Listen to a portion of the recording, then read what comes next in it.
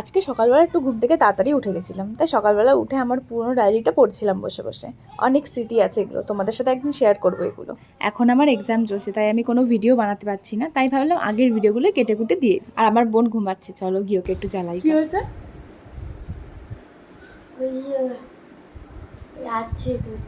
কোনটা? মায়ের কাছে এটা আছে। কি দিয়েছিস? কি বলে? বলবি তো? এ দুষ্টু দুষ্টু, এ দুষ্টু, শোন না, এখান থেকে নাটক মারছে। কি বললি? আমি তো বুঝতেই পারলাম না। বুঝতে হবে না। বল না দুষ্টু। শোন না। কি বললি? বুঝতেই তো পারলাম না। এ দুষ্টু দুষ্টু, ট্র্যাক করে বেড়াবে। কি অবস্থা! বল, কি বললি সেটা বলে দে। হ্যালো বাবা বাবা কথা বলো, কথা বলো, বাবা গাড়ি কথা বলো। বাবা গাড়ি মামার সাথে কথা বলো। মামা মা বাবা মা বাবা কথা বলো। না বাবা গাড়ি না, তাই? বাবা গাড়ি বাবা গাড়ি বাবা ও কি তিনি বলো ডোল ডোল।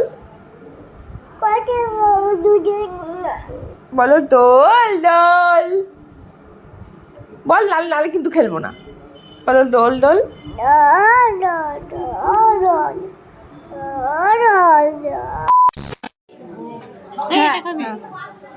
বাপি একটু চাল প্রসাদ এত বড় খেয়ে ফেল কিছু হবে না। মুখে মিষ্টি, এটাই মিষ্টি অনেক।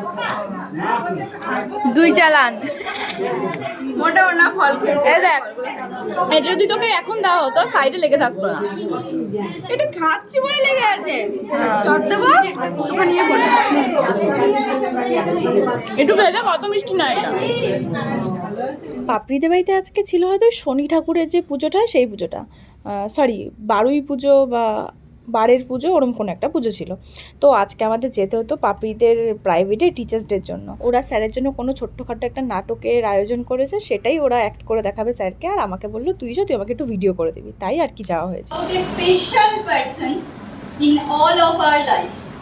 পাপড়িরা ওখানে স্পোকেন ইংলিশ শেখে, তাই ওদের যে ব্যাপারটা ছিল, নাটকটা বাংলাতেই ছিল, কিন্তু ওদের বলতে হতো ওরা কেন সেই প্রাইভেটটাকে ভালোবাসে, সেটা ইংলিশে বলতে হতো। তাই পাপড়ি একটু ঘাবড়েছিল।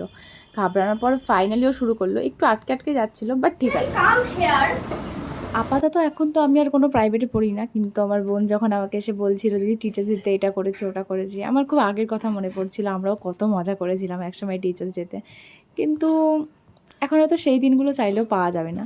কিন্তু হ্যাঁ, সেই দিনে যে স্মৃতিগুলো ছিল সেগুলো মনে করে অনেক ভালো থাকা যায়, এটা সত্যি কথা।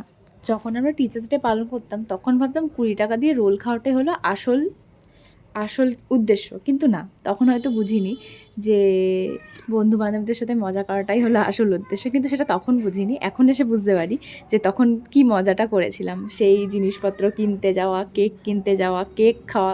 তখন তো কেক খাওয়া মানে আমার কাছে ভীষণ ব্যাপার, কারণ কেকটা খুব একটা পাওয়া যেত না, টিচার্স ডের টাইমেই খুব খাওয়া হতো। আর বাবা মার কাছে সেই হাত পাতা, আমার টাকা দাও, টিচার্স ডে আছে। সেই প্রাইভেটের মাইনের ফাঁকে ফাঁকেও ওরা আমাদেরকে টিচার্সদের জন্য টাকা দিতে চাইতো না, কিন্তু অ্যাটলিস্ট দিয়েই দিত বলতে গেলে। শুধু প্রাইভেটেই না, আমরা স্কুলেও অনেক মজা করতাম টিচার্স ডেতে। অনেক সময় তো টাকাও দিতাম না, এদিকে খেয়ে দিয়ে চলে আসতাম।